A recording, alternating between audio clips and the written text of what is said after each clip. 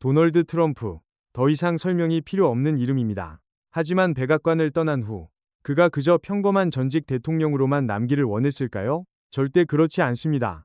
트럼프는 과거에 안주하는 인물이 아닙니다. 사실 그는 다른 직함을 원했습니다. 그가 보기에 대통령직보다 훨씬 더 세계적인 영향력을 행사할 수 있는 역할 말이죠. 세계에서 가장 강력한 인물들만이 가질 수 있는 자리입니다. 바로 세계평화이사회 멤버입니다. 이 생소한 호칭 뒤에 숨겨진 그의 진짜 야망은 무엇일까요? 그리고 그가 생각하는 세계 질서는 어떤 모습일까요? 지금부터 트럼프의 머릿속으로 들어가 보겠습니다. 세계평화이사회 멤버라는 이름, 언뜻 들으면 다소 오만하고 자칭적인 직함처럼 느껴질 수 있습니다. 그렇죠? 그러나 트럼프에게는 단순히 명칭 이상의 의미가 있습니다. 이는 그가 평생 동안 적용해온 최고 경영자 사고방식의 최고 표현입니다. 이 사회는 비전과 권력을 가진 소수의 인물들이 전통적인 제도나 길고 복잡한 협상에 얽매이지 않고 중대한 결정을 내리는 곳입니다. 트럼프는 자신을 그 이사회의 핵심 인물로 상정하며 세계 질서를 직접 재편하겠다는 의지를 강하게 드러내고 있습니다. 그의 이러한 접근 방식이 과연 국제사회에서 통용될 수 있을까요? 트럼프의 세계관에서 전쟁, 영토 분쟁, 인도주의적 위기와 같은 복잡한 문제들은 모두 거래를 통해 해결될 수 있습니다. 그는 수백 명의 외교관과 장황한 회의가 이어지는 다자적 접근 방식은 시간 낭비이자 비효율적이라고 믿습니다. 대신 소수의 강력한 지도자들, 즉 이사회 멤버들이 한자리에 모여 빠르고 단호하게 거래를 성사시킬 수 있다고 생각합니다. 이는 그가 북한과의 협상에서부터 분쟁 지역에서의 군대 철수에 이르기까지 여러 차례 보여준 비전입니다. 과연 이러한 접근 방식이 복잡한 국제 문제들을 해결하는 데 효과적일 수 있을까요? 그의 생각은 단순해 보이지만 그 뒤에는 강력한 신념이 자리 잡고 있습니다. 트럼프의 평화이사회를 더 깊이 이해하려면 그가 과거의 국제 문제들을 어떻게 다루었는지 되돌아볼 필요가 있습니다. 여러 중간 단계를 거치지 않고 북한의 김정은 위원장과 직접 만났던 일, 그리고 중국이나 멕시코와의 주요 무역협정을 재협상했던 사례들이 있습니다. 그는 항상 문제의 핵심으로 곧장 들어가 최종 결정권을 가진 인물과 직접 대화하며 특정 합의를 강제하려 했습니다. 이러한 방식은 많은 논쟁을 불러일으켰지만 현재 그의 평화이사회 구상을 형성하는 데 결정적인 영향을 미쳤습니다. 그의 이러한 외교적 시도들은 항상 예측 불가능했지만 동시에 강력한 파급력을 보여주었습니다. 이러한 사고방식이 완전히 새로운 것은 아니지만 트럼프가 이를 공개적으로 표명하는 것은 매우 주목할 만합니다. 이는 그가 국제 무대에서 미국의 역할을 바라보는 방식에 중대한 변화가 있음을 시사합니다.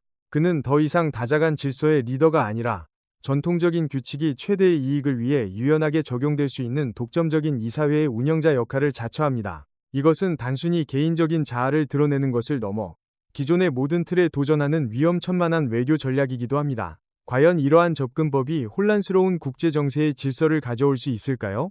세계평화이사회 멤버라는 개념은 사실 수세기 동안 지속되어 온 외교 원칙에 대한 노골적인 거부입니다. 트럼프는 조약, 협정, 다자간 기구 대신 자신이 이사회 의장이고 강대국들이 주주인 주식회사 모델을 제안합니다. 목표는 법치에 기반한 지속 가능한 국제 질서를 구축하는 것이 아니라 일방적인 거래를 통해 자신의 회사의 이익을 극대화하는 것입니다. 이는 놀라울 정도로 권력 이동을 시사합니다.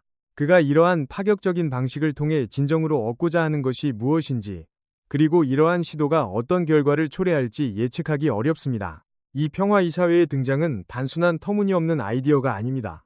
이는 트럼프가 현재의 시스템에 대해 느끼는 깊은 좌절감을 반영합니다. 그는 유엔이나 NATO와 같은 국제기구에서 교착 상태, 정체, 그리고 비효율성을 목격했습니다. 그에게 G7이나 G20 정상회담은 단지 연극에 불과하며 진정한 권력은 목표 달성을 위해 규칙을 깰 것을 두려워하지 않는 소수의 단호한 개인들의 손에 있어야 한다고 믿습니다. 이러한 시각은 전통적인 외교관들에게는 혼란을 야기하지만 그가 원하는 새로운 질서의 초석이 될 수 있습니다. 트럼프에게 외교는 제로섬 게임이며 승자와 패자가 존재합니다. 목표는 상호 이익이 되는 협력이나 신뢰 구축이 아니라 우위를 점하고 이익을 극대화하는 것입니다. 그는 다른 거물급 인사들과 함께 앉아 복잡성을 줄이고 감정적인 요소를 제거하여 결정적인 합의에 도달할 수 있다고 믿습니다. 이것이 그가 평화를 가져올 수 있다고 생각하는 방식입니다.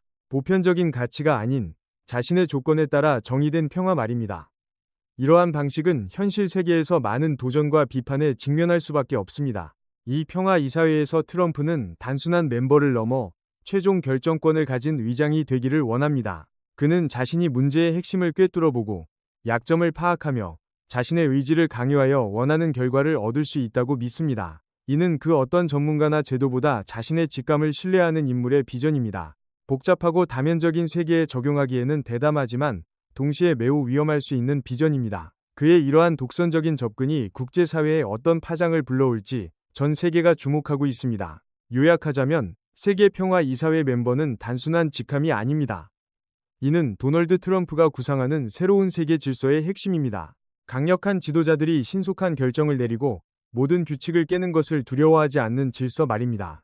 그는 세상을 기업처럼 운영하기를 원하며 이익과 효율성이 최우선이고 전통적인 가치는 부차적인 것으로 여겨질 수 있다고 생각합니다. 하지만 과연 그러한 이사회가 지속 가능한 평화를 가져올 수 있을까요?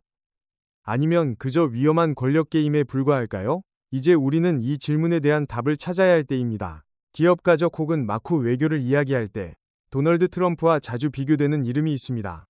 바로 헨리 키신저입니다. 리처드 닉슨과 제럴드 포드 대통령 재임 시절 국가안보보좌관이자 국무장관이었던 키신저는 냉전이라는 격동기 동안 미국 외교 정책의 주요 설계자였습니다. 그는 도덕적 이상보다는 국익과 권력을 우선시하는 현실 정치로 유명했습니다. 과연 트럼프는 키신저의 재림을 꿈꾸고 있는 것일까요? 두 인물 사이에는 어떤 공통점과 차이점이 존재하며 트럼프가 키신저의 그림자를 쫓는 것이 국제사회에 어떤 의미를 가질지 깊이 있게 분석해 보겠습니다. 헨리 키신저는 진정한 국제관계학자이자 사상가였습니다. 그는 평생을 역사와 권력을 연구하며 권력균형 이론을 발전시켰습니다. 1970년대에 중국과의 관계를 개방하여 냉전의 판도를 바꾼 지정학적 충격을 만들어낸 장본인이 바로 그입니다. 그는 비밀 협상을 두려워하지 않았고 마쿠에서 작업하며 때로는 더 큰 목표인 미국의 전략적 이익을 달성하기 위해 통상적인 외교 규칙을 무시하기도 했습니다. 이러한 키신저의 독특한 접근 방식은 당시 국제사회에 큰 영향을 미쳤으며 오늘날까지도 많은 논쟁의 대상이 되고 있습니다. 그렇다면 역사에 정통한 학자와 부동산 재벌 사이의 공통점은 무엇일까요? 두 사람 모두 하드파워, 최우선 국익, 그리고 소수의 뛰어난 개인이 역사의 흐름을 바꿀 수 있는 능력의 중요성을 믿습니다. 그들은 제도나 절차에 얽매이지 않습니다. 그러나 근본적인 차이는 존재합니다. 키신저는 폭넓은 지식을 바탕으로 학계에서 나왔습니다. 반면 트럼프는 최고의 협상가로서의 본능을 가진 비즈니스 세계 출신이며 장기적인 시스템 구축보다는 즉각적인 거래에 집중합니다. 이러한 차이가 두 인물의 외교 방식에 어떤 영향을 미칠지 주목할 필요가 있습니다. 두 사람 모두 각자의 방식대로 세계 질서의 건축가였습니다. 키신저는 역사와 상대방의 움직임에 대한 깊은 이해를 바탕으로 권력 균형 구조를 구축하고자 했습니다. 그는 항상 멀리 내다보는 위대한 체스 플레이어였습니다. 반면 트럼프는 포커 플레이어에 가깝습니다. 상대방을 읽고 블러핑하며 올인으로 직행합니다. 두 사람 모두 통제하기를 원했지만 그 방법은 완전히 달랐습니다. 트럼프는 키신저로부터 규칙을 깨는 정신을 배웠지만 선배의 섬세함과 학문적 토대는 부족했습니다. 이러한 차이가 그들의 외교적 성과와 유산에 어떤 영향을 미칠까요? 키신저는 목표 달성을 위해 종종 스포트라이트를 피하고 비밀리에 작업했습니다. 트럼프 또한 비밀을 선호하지만 정보를 누설하거나 예상치 못한 성명을 발표하며 요란하게 비밀을 다루는 경향이 있습니다. 두 사람 모두 광범위한 합의 대신 소수의 핵심 인물이 결정하는 하향식 해결책을 추구했습니다. 하지만 키신저는 신중함과 깊이 있는 분석을 통해 그렇게 했고 트럼프는 본능과 다소 무모한 자신감으로 접근했습니다. 이러한 차이는 매우 중요하며 그들의 외교적 유산에 지대한 영향을 미칠 것입니다. 키신저의 그림자를 쫓는 트럼프의 행보가 과연 성공할 수 있을지 궁금해지는 부분입니다. 키신저는 때로는 도덕적 원칙을 대가로 치르더라도 안정적인 질서에 따라 세계를 재구성하기 위해 자신의 권력을 사용했습니다. 트럼프 역시 재구성을 원하지만 명확하고 직접적인 미국 우선의 이익을 목표로 합니다. 두 사람 모두 논란을 일으키는 것을 두려워하지 않지만 키신저는 냉철한 계산과 장기적인 전략적 비전에 기반했고 트럼프는 본능, 자신감, 그리고 단기적인 목표에 의존합니다. 어떻게 보든 이러한 비교는 트럼프가 전직 대통령의 통상적인 틀을 넘어서는 역할을 찾고 있음을 보여줍니다. 오직 자신만이 감당할 수 있다고 믿는 역할 말입니다. 이는 국제사회에 미칠 영향에 대한 깊은 숙고를 요구합니다.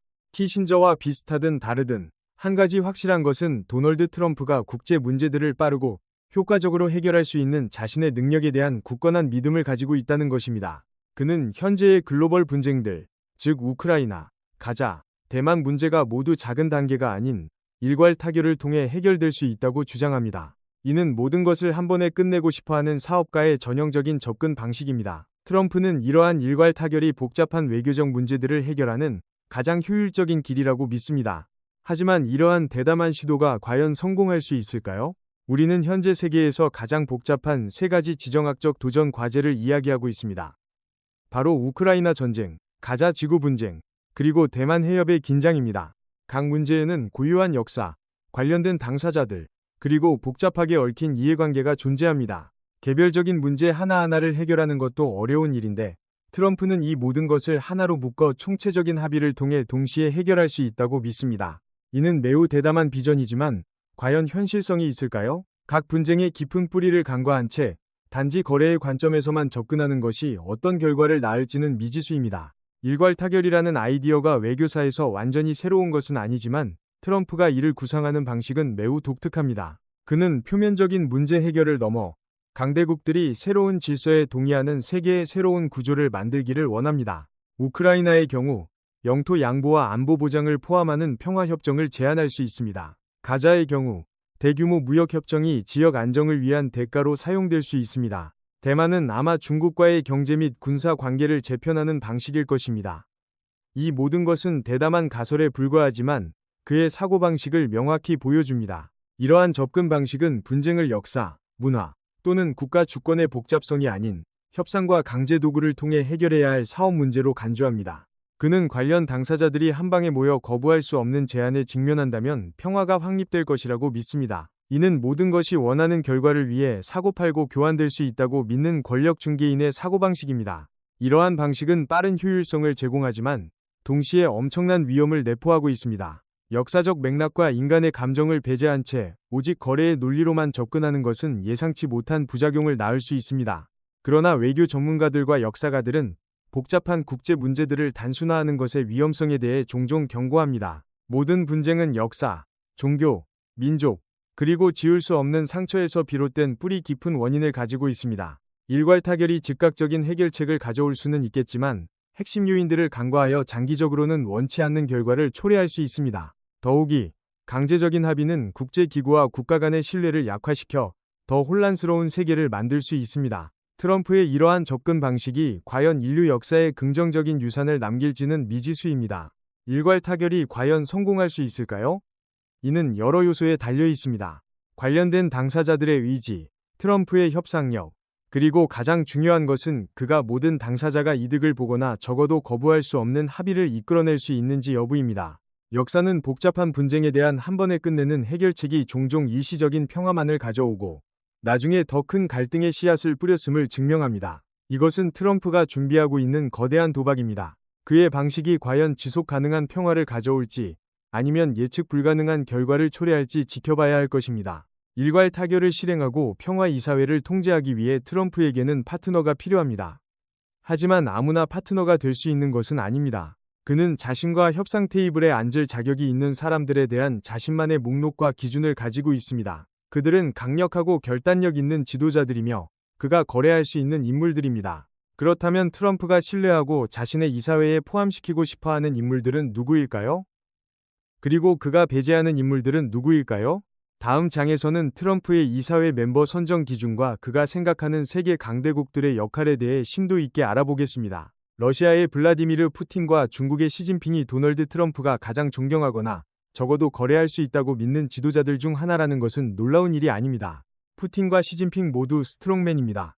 국익을 최우선으로 여기고 국제 질서에 도전하는 것을 두려워하지 않는 강력한 지도자들이죠. 트럼프는 그들에게서 자신이 열망하는 결단력과 신속한 의사결정 능력을 봅니다. 그는 이러한 지도자들이 복잡한 외교적 과정을 생략하고 직접적인 합의를 이끌어낼 수 있다고 믿는 경향이 있습니다. 푸틴과 시진핑 외에도 인도의 나렌드라 모디와 사우디아라비아의 무함마드 빈 살만 같은 지도자들도 트럼프의 시야에 있을 수 있습니다. 그들은 내부의 광범위한 합의 없이도 중대한 결정을 내릴 수 있는 집중된 권력을 가진 인물들입니다. 트럼프는 일을 할 수 있는 사람들, 즉 특히 경제적 또는 양자 안보 협정과 관련하여 약속을 신속하게 이행할 수 있는 사람들을 높이 평가합니다. 이는 멤버들이 단호하게 행동할 수 있는 평화 이사회에 대한 그의 비전과 일치합니다. 이러한 지도자들과의 관계는 트럼프의 하향식 외교 전략의 핵심 축을 이룹니다. 반대로 에마니엘 마크롱이나 올라프 숄츠와 같은 유럽 지도자들은 트럼프에게 높은 평가를 받지 못하는 경향이 있습니다. 그는 이들을 다자간 제도에 너무 의존적이고 필요한 결단력이 부족하며 자주 입장을 바꾸는 인물로 간주합니다. 트럼프는 유럽연합의 복잡성이나 장황한 협상을 좋아하지 않습니다. 그는 복잡한 합의 과정 없이 즉시 결정을 내릴 수 있는 파트너를 원합니다. 이는 트럼프와 미국의 전통적인 동맹국 지도자들 간의 리더십 및 외교 철학에 근본적인 차이가 있음을 보여줍니다. 이러한 시각 차이는 미래의 국제협력에 큰 걸림돌이 될 수 있습니다. 트럼프는 유럽연합과 나토에 대한 실망감을 자주 표현하며 그들을 집단 안보에 충분히 기여하지 않거나 무역협정을 복잡하게 만드는 기생충으로 간주합니다. 그는 연합 블록이 아닌 개별 국가들과 직접 협상하기를 원합니다. 그의 평화이사회에는 번거로운 다자간 조직을 위한 자리가 없습니다. 오직 강력한 지도자가 홀로 결정을 내릴 수 있는 주권 국가들만이 존재합니다. 이는 현재의 글로벌 안보 및 경제 구조와 완전히 대치되는 방식입니다. 이러한 트럼프의 시각은 전통적인 동맹 관계의 심각한 균열을 초래할 수 있습니다. 트럼프가 스트롱맨 지도자들을 선호하고 전통적인 파트너들을 배제하는 것은 단순히 개인적인 취향이 아닙니다. 이는 세계 권력 균형을 재편하려는 의도적인 전략입니다. 트럼프는 자국의 의지를 강요할 수 있는 지도자들과 직접 협력함으로써 신속하고 단호한 합의를 이끌어낼 수 있다고 믿습니다. 이러한 방식은 기존의 동맹이 파괴되고 양자 관계와 즉각적인 이익에 기반한 새로운 질서가 형성되는 더욱 양극화된 세계로 이어질 수 있습니다. 이는 결코 확실하지 않은 미래를 예고합니다. 그의 외교 방식은 국제사회에 예측 불가능한 변화를 가져올 수 있습니다. 트럼프에게 세계 평화를 여는 열쇠는 복잡한 제도나 광범위한 합의에 있지 않습니다.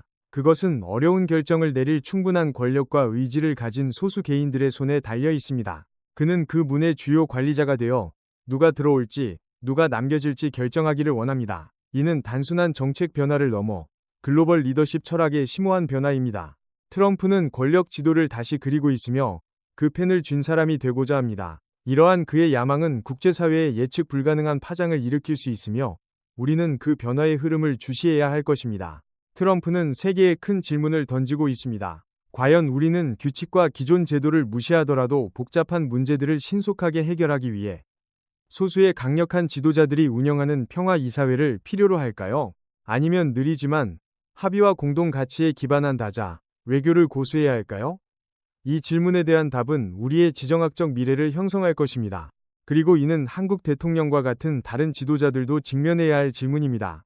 한국은 이 이사회에서 어떻게 목소리를 낼 수 있을까요? 다음 장에서는 한국의 입장을 심도 있게 분석해 보겠습니다. 트럼프가 백악관으로 복귀하여 평화 이사회 비전을 추진할 가능성이 있는 가운데 동맹국들, 특히 한국에게는 이 급변하는 새로운 세계 질서 속에서 자신을 어떻게 자리매김해야 할지가 큰 질문으로 떠오릅니다. 한국은 트럼프의 하향식 외교 스타일로 인해 이 이사회에서 목소리를 찾을 수 있을까요? 아니면 주변으로 밀려날까요? 이는 단순히 외교적 문제를 넘어 국가의 위상과 안보에 직결되는 문제입니다. 한국의 국익을 최대로 확보하기 위한 전략은 무엇인지 신중한 접근이 필요합니다. 트럼프의 첫 임기 동안 골프 외교는 한미 관계에 친숙한 이미지였습니다. 그러나 트럼프의 평화 이사회에서 목소리를 얻기 위해서는 한국이 단순히 친선 골프 이상의 것을 필요로 합니다. 트럼프는 의전이나 사교적인 관계에 관심이 없습니다. 그는 국가의 실제적인 권력, 이익, 그리고 큰 거래에 대한 진정한 기여 능력에 관심이 있습니다. 질문은 이것입니다. 한국은 트럼프가 진정으로 원하는 협상 테이블에 무엇을 내놓을 수 있을까요?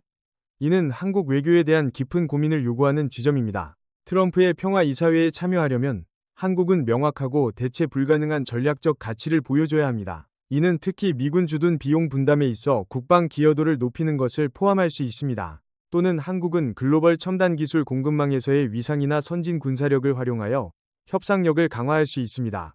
트럼프는 우정을 요구하지 않습니다. 그는 유용성과 그의 거래에 기여할 수 있는 능력을 요구합니다. 한국의 외교 정책은 이러한 현실을 직시하고 트럼프의 요구에 부합하는 실질적인 방안을 모색해야 할 것입니다. 한국에 대한 가장 큰 도전은 미국과의 전략적 동맹 관계를 유지하는 동시에 한국의 장기적인 이익에 반할 수 있는 거래적 합의에 휘말리지 않는 방법입니다. 트럼프의 눈에 가치를 보여주려면 한국은 상당한 양보를 해야 할 수도 있습니다. 이는 한국의 독립적인 외교 및 국방 정책, 특히 중국과 북한과의 관계에 영향을 미칠 수 있습니다. 이것은 걷기 매우 어려운 균형의 줄입니다.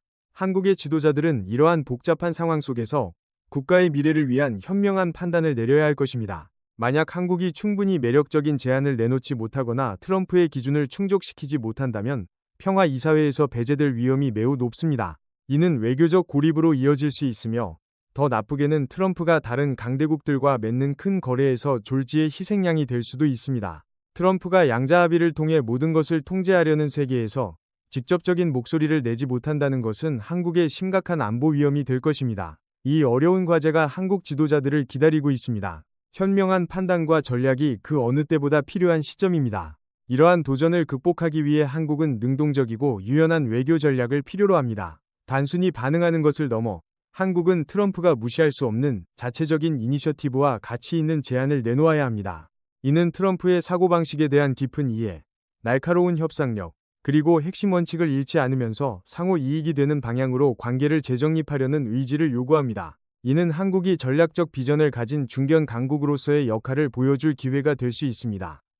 현 상황을 기회로 삼아 외교적 입지를 강화할 수 있는 지혜가 필요합니다. 트럼프의 비전 아래 세계는 다자 외교가 강력하게 도전받는 곳이 될 것입니다. 각국은 기존의 동맹과 제도에 매달릴 것인지 아니면 권력 있는 인사들과의 양자 협정 네트워크 속에서 스스로를 재정립할 방법을 찾을 것인지 선택을 강요받을 것입니다. 한국에게 이는 안보와 번영을 보장하면서도 자신의 원칙을 고수해야 하는 큰 도전입니다. 도널드 트럼프와 같은 지도자를 상대할 때는 쉬운 길이 없습니다. 한국은 이러한 외교적 현실을 직시하고 국익을 지키기 위한 최선의 길을 찾아야 할 것입니다. 결론적으로 트럼프가 재선되든 안 되든 그리고 그가 평화이사회를 얼마나 강력하게 추진하든 한국은 국제 무대에서 자신의 위치에 대한 명확하고 강력한 입장을 가져야 합니다. 지역 및 글로벌 안정에 기여할 수 있는 가치 있는 파트너가 되는 것이 국익을 보호하고 목소리를 유지하는 열쇠가 될 것입니다. 이는 격동하는 지정학적 환경 속에서 한국이 책임감 있고 영향력 있는 국가로서의 위상을 보여줄 기회가 될 수 있습니다.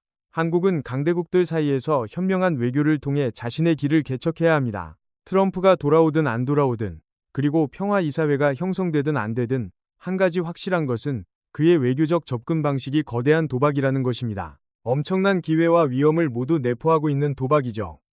그는 복잡한 문제들을 비즈니스 거래로 단순화하는 것이 신속한 효율성을 가져올 것이라고 믿습니다. 하지만 역사, 문화, 그리고 인간의 감정이 중요한 역할을 하는 실제 세계에서 이러한 접근 방식이 과연 지속 가능할까요? 이 질문은 다음 장에서 더욱 깊이 있게 다루어질 것입니다. 외교는 단순한 숫자나 계약 조건이 아닙니다. 그것은 신뢰, 역사, 전쟁의 상흔, 그리고 수백만 인류의 희망을 담고 있습니다. 트럼프가 일괄 타결을 제안할 때 그는 이러한 비물질적 요소들을 무시하고 오직 거래를 성사시키는 능력에만 베팅하는 것입니다. 하지만 주사위가 그의 뜻대로 나오지 않는다면 어떻게 될까요? 합의 대신 강압에 의해 구축된 협상이 무너진다면 어떤 결과가 초래될까요? 이는 국제사회 전체에 대한 중대한 질문이며 그의 외교 방식이 초래할 불확실성을 명확히 보여줍니다. 일괄 타결 접근 방식의 가장 큰 위험 중 하나는 동맹관계, 장기적인 약속, 그리고 민주적 원칙을 간과할 수 있다는 점입니다. 지도자가 견고한 제도를 구축하는 것보다 단기적인 거래를 우선시할 때 그 결과는 법치에 기반한 국제 질서의 약화로 이어질 수 있습니다. 이는 다른 국가들도 일방적인 길을 따르도록 부추겨 약소국들이 소외되는 강자 생존의 세계를 만들 수 있습니다. 이러한 위험성은 트럼프의 외교 철학이 국제사회에 미칠 부정적인 영향을 시사합니다. 다자간 제도의 약화는 새로운 군비 경쟁이나 끊임없는 무역 전쟁으로 이어질 수 있습니다. 각국은 오직 자국의 이익만을 추구할 것이며 분쟁을 해결할 신뢰할 수 있는 중재자는 없을 것입니다. 이는 트럼프의 일괄 타결 접근 방식이 표준이 된다면 많은 분석가들이 우려하는 시나리오입니다. 명확한 규칙 없이 오직 힘과 강함만이 존재하는 세계가 될 것입니다. 이러한 비전은 국제사회의 안정과 평화에 심각한 위협이 될 수 있음을 시사합니다. 소국과 국제법 원칙에 대한 존중 부족은 또 다른 위험 요소입니다. 트럼프의 평화이사회가 운영하는 세계에서는 힘이 최우선이며 소국들은 강대국들의 거대한 체스판에서 조리될 수 있습니다. 그들의 이익은 더 큰 거래를 성사시키기 위해 희생될 수 있습니다. 이는 불의를 야기할 뿐만 아니라 소국들이 소외감을 느끼고 어떤 대가를 치르더라도 자신을 보호해야 한다고 느끼면서 지역 불안정을 초래할 잠재적 위험을 내포합니다. 이러한 상황은 국제사회에 심각한 도전을 던질 것입니다. 이런 방식으로 만들어진 평화의 대가는 민주주의 가치, 인권, 그리고 국제 협력에 대한 신뢰의 약화일 수 있습니다.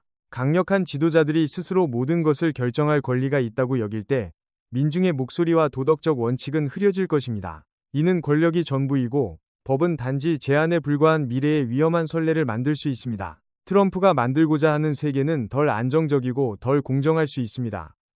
그의 외교 철학은 단기적인 이익에만 초점을 맞추어 장기적으로는 더 큰 혼란을 초래할 수 있습니다. 그러나 트럼프의 등장이 세계로 하여금 기존 제도의 효율성에 대한 어려운 질문에 직면하도록 강제했다는 점은 부인할 수 없습니다. 어쩌면 그가 제안하는 방식이 비록 거칠더라도 세계가 오랫동안 존재해온 문제들을 해결하기 위해 새로운 접근 방식, 대담한 아이디어를 필요로 한다는 점을 상기시키는 것일지도 모릅니다. 문제는 트럼프의 방식이 옳은지 여부가 아니라 핵심 가치를 희생하지 않으면서 더 효과적인 다른 길을 찾을 수 있는지 여부입니다. 우리는 이 질문에 대한 깊은 성찰을 통해 미래를 모색해야 할 것입니다. 도널드 트럼프를 좋아하든 싫어하든 그가 변화를 일으키는 인물이라는 점은 부인할 수 없습니다. 그리고 그의 세계 평화 이사회 비전과 일괄 타결 방식은 현대 외교사에서 가장 대담한 제안 중 하나입니다.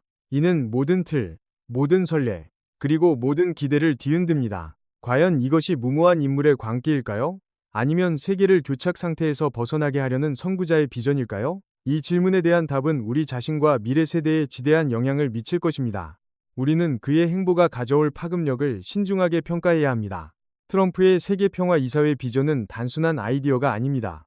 이는 그가 글로벌 문제를 해결해야 한다고 믿는 방식에 대한 선언입니다. 제도, 동맹, 그리고 오래된 원칙에 도전하는 강력한 선언이죠. 당신이 동의하든 안 하든 트럼프가 세계로 하여금 과거 방식을 재고하고 과연 오래된 방식이 여전히 효과적인가? 라는 질문을 던지게 했다는 사실은 부인할 수 없습니다. 아니면 근본적인 변화가 필요한 것일까요? 그의 이러한 접근 방식은 국제사회의 깊은 숙고를 요구하고 있습니다. 트럼프는 자신만이 세계 체스판을 재정비할 수 있는 유일한 인물이라고 믿습니다.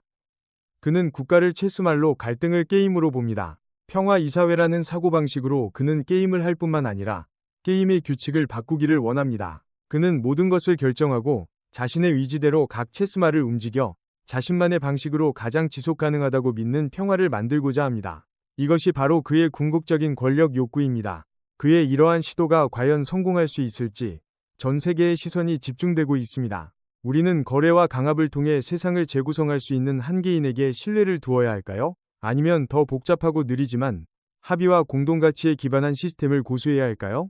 이 질문은 단순히 지도자들만을 위한 것이 아니라 우리 모두를 위한 질문입니다. 트럼프의 평화 이사회 비전이 현실이 된다면 우리 모두는 그 변화의 파고를 함께 헤쳐나가야 할 것입니다. 깊은 성찰을 통해 우리의 미래를 결정할 중대한 선택에 임해야 할 때입니다. 이제 우리는 도널드 트럼프의 세계 평화 이사회에 대한 야심찬 비전과 그가 일괄 타결을 통해 글로벌 분쟁을 해결하고자 하는 방식을 탐구했습니다. 이는 대담한 접근 방식이지만 동시에 많은 위험을 내포하고 있습니다. 헨리 키신저와의 비교부터 한국의 역할 분석에 이르기까지 우리는 세계가 중요한 기로에 서 있음을 보았습니다. 과연 우리는 어떤 길을 택하게 될까요? 이 질문은 우리 모두에게 던져진 중대한 과제이며 깊은 성찰을 요구합니다. 그가 성공하든 안 하든 도널드 트럼프가 게임의 판도를 바꾸었다는 것은 분명합니다. 그는 세계 지도자들로 하여금 외교와 권력에 대한 기본적인 가정들을 제고하도록 강제했습니다. 그리고 그것은 우리가 반드시 가져야 할 중요한 대화입니다. 그의 평화 이사회 구상은 단순히 개인적인 야망을 넘어 국제사회 전체에 대한 근본적인 질문을 던지고 있습니다. 이 질문에 대한 답은 우리의 미래를 결정할 중대한 실마리가 될 것입니다. 우리는 도널드 트럼프가 주요 설계자 중 한 명이 될 수 있는 지정학적 미래를 목전에 두고 있습니다. 그의 비전을 믿든 안 믿든 그것을 명확히 이해하는 것이 가장 중요합니다. 왜냐하면 그가 제안하는 것들이 앞으로 수십 년 동안 세계가 작동하는 방식을 바꿀 수 있기 때문입니다. 그리고 우리는 모든 가능한 시나리오에 대비해야 합니다. 그의 평화 이사회 구상은 단순한 정치적 수사가 아닌 현실이 될 수 있는 강력한 잠재력을 가지고 있습니다. 결론적으로 트럼프가 대담하고 때로는 논란의 여지가 있는 아이디어를 가지고 있을지라도 그가 현재의 외교 상태와 세계 질서에 대해 필요한 질문들을 던졌다는 점은 부인할 수 없습니다. 당신이 동의하든 안 하든 이러한 제안들을 직시하는 것은 우리가 급변하는 미래에 더 잘 대비할 수 있도록 도울 것입니다. 그리고 그것은 우리 각자의 책임입니다. 그의 평화 이사회가 현실이 될 경우 우리는 그 변화의 의미를 깊이 이해하고 대응할 준비를 해야 할 것입니다. 자, 도널드 트럼프의 세계 평화 이사회에 대해 어떻게 생각하시나요? 이것이 필요한 대담한 해결책일까요? 아니면 세계 질서에 대한 위험한 도박일까요? 아래 댓글 섹션에 여러분의 의견을 알려주세요. 일괄 타결 접근 방식이 우크라이나, 가자, 대만의 진정한 평화를 가져올 수 있다고 믿으시나요? 여러분의 소중한 의견을 기다립니다. 좋아요와 구독은 저희 채널에 큰 힘이 됩니다. 이 영상이 유익하고 흥미로웠다면 좋아요를 눌러주세요. 여러분의 각 좋아요는 저희가 이처럼 격동하는 정치 세계에 대한 더 깊이 있는 분석 콘텐츠를 계속 제작하는 데 큰 동기가 됩니다. 이는 여러분이 앞으로 이러한 주제를 더 많이 보고 싶어 한다는 것을 저희에게 알려주는 좋은 방법입니다. 여러분의 성원에 항상 감사드립니다.